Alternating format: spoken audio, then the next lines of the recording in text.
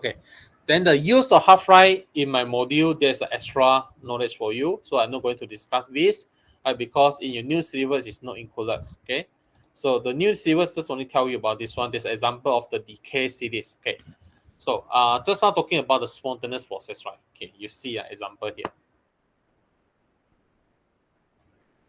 Okay, let's say the example like we have the uranium-238.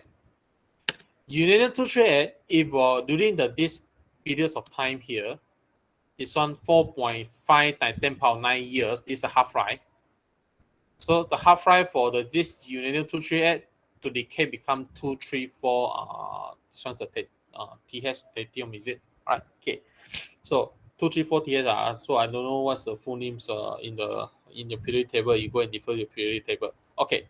So what I want to highlight here is, let's say my original sample. My original sample is okay, let's say I have a 100 gram. 100 gram of the uranium-238. Okay. After 4.5 times 10 power of 9 years, then only this uranium-238, it will become, disintegrate become 50 gram. So why it will reduce in mass after 4.5 10 power of 9 years, 100 gram reduced to 50 gram? Because in this period of time, 4.5 times 10 power of years, which is a half-life, it will be decay, alpha decay. This uranium-238 will be undergo the alpha decay to make it become this daughter nuclide. Okay, because we have this uranium to this TH with the alpha decay, and the time taken is 4.5 to 10. Okay, so means that during this period of time, when they're going to decay, when this uranium-238 will going to decay alpha particle, okay, when this process will be happen, we don't know. We don't know when this process will happen. We only know that during this period of time, it will be keep decay the alpha particle. Sometimes it will short interval time, sometimes it will be long interval time. But somehow every single alpha decay, it will reduce the mass of the uranium-238 because alpha particle is a 4,2 helium. Every releasing of 4,2 helium, the uranium-238, it will become 234 tritium. TH is what?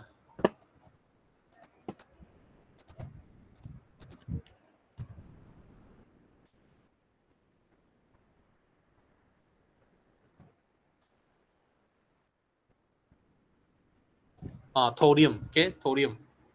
Okay, thorium, TH is thorium. All right.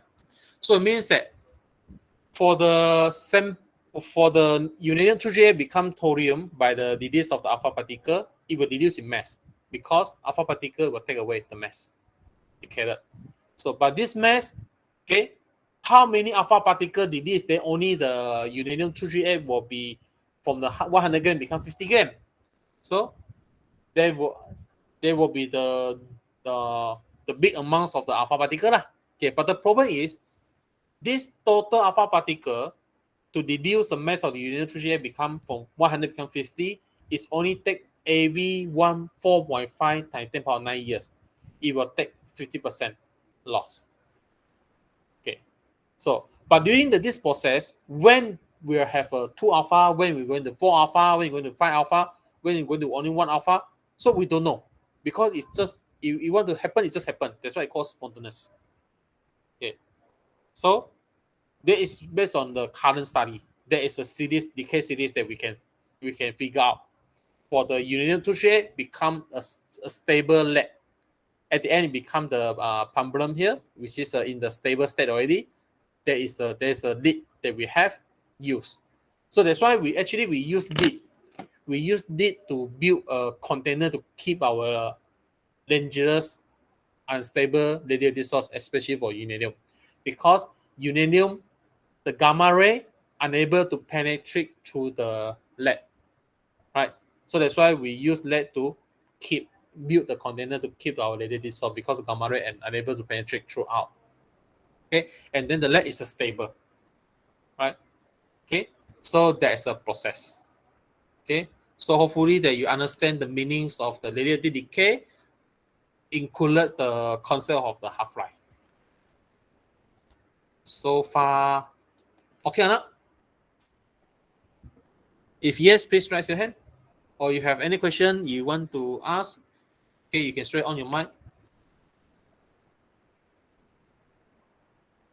So if okay, then we end for the half-life already. So we can continue the next one, nuclear energy. So if yes, please raise your hand. I'm not forcing you. If you still a bit confused, you can ask. You can always ask questions. Right. So remember, okay, about the half-life. Okay, we have the two solving method. One with the timeline, as I show you. Another one with the formula. Okay, remember the difference here is the formula can use to solve any numbers of half-life.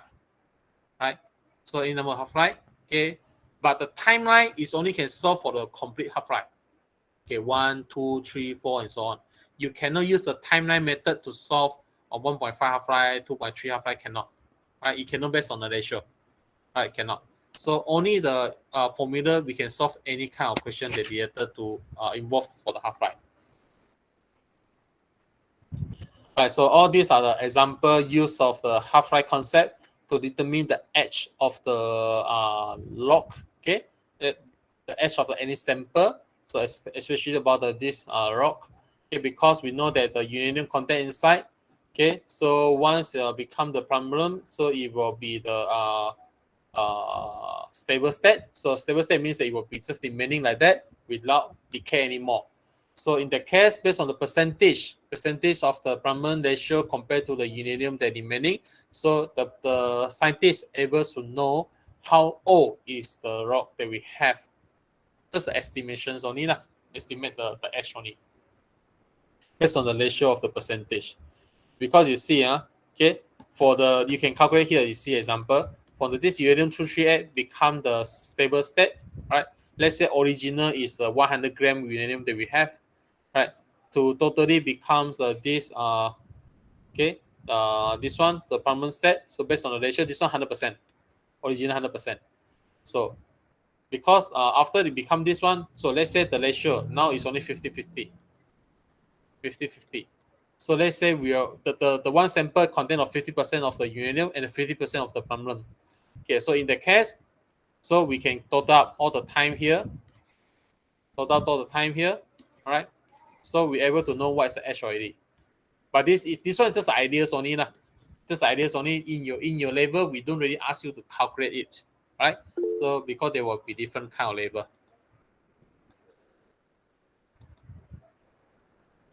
Teacher, then how do they use the radioactive radiations in the example of a medical when they don't know when it will decay or release radiation?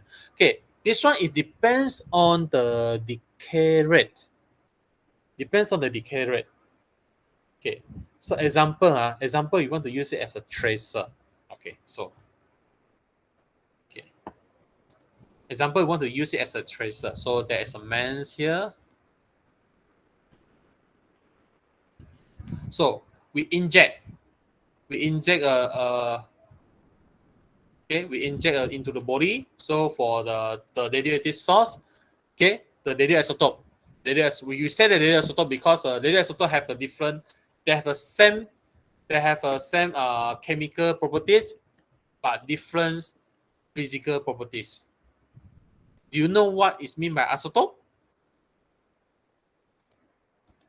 Do you know what's mean by isotope? If yes, please raise your hand. Isotope means that what they are saying. What's the difference?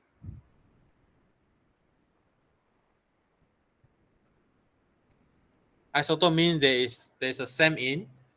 The proton number is the same. If fast, please on your mind straight away mention. Isotope means that it's an element have the same proton number difference. They have the same proton number different in nucleon number. Yes, correct. Okay. So nucleon number we also call as a mass number. So it means when the isotope they have the same proton number means they have the same electron. When they have the same electron, means they will have the same chemical properties. So it means that their reaction is the same. Right? That's what you learn in chemistry. So now you're forcing me to teach chemistry. Right? So okay. And the nuclear number is a mass number. So mass number means that isotope they have a different mass number. Different mass number actually they will have a different physical properties. Example, they have the different density. They have a different half-life. Half-life is a physical properties. So for the radioisotope means that they will, let's say there's a one sample radioisotope. Okay, so means they were emitting. Let's say this radioisotope A, B, C, they are all radioisotope because they are all have a same proton number, but they have a different nuclear number. Means that when they have the same proton number, so all they were emitting. Let's say they will all emit beta particle. So all the radioisotope will same emit beta particle in the process somehow. But what are different here? The difference is the physical properties. Means that all the isotopes they have a different half-life. Some is a decay faster, some decay slower. Because decay faster means that they have a higher rate of the decay rate, higher decay rate. So there's some longer half-life means that they have a lower decay rate.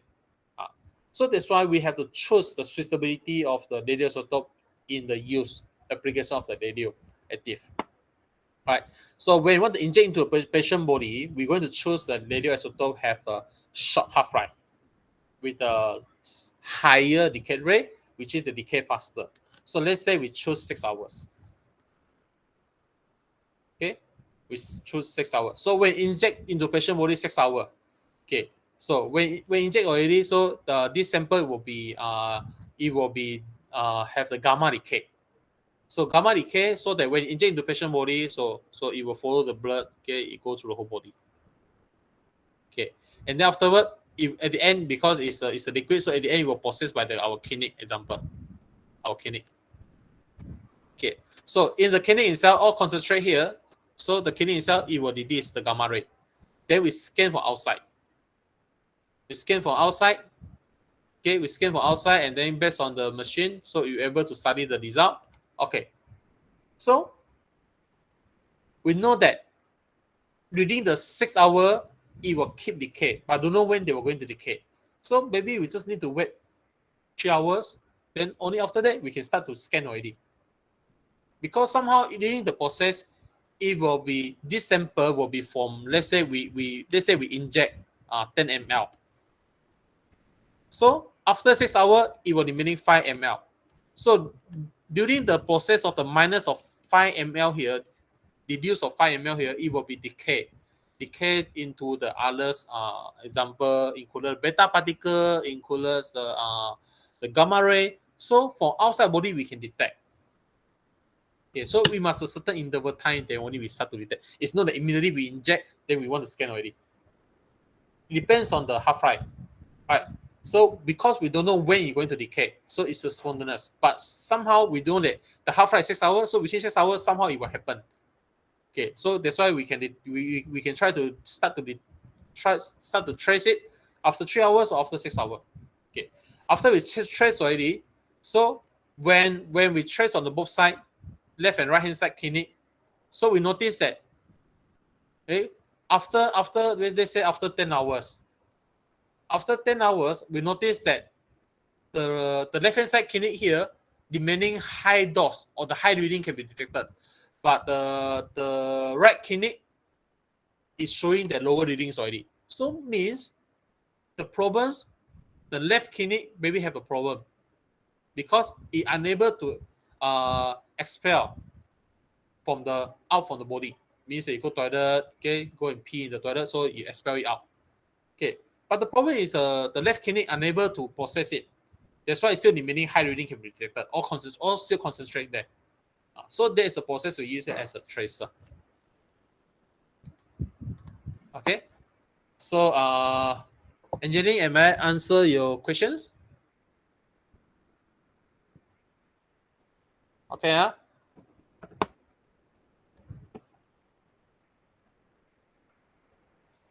Okay, so there is an activity that we can another carry out to understand more about how the radioactive half-life concept here.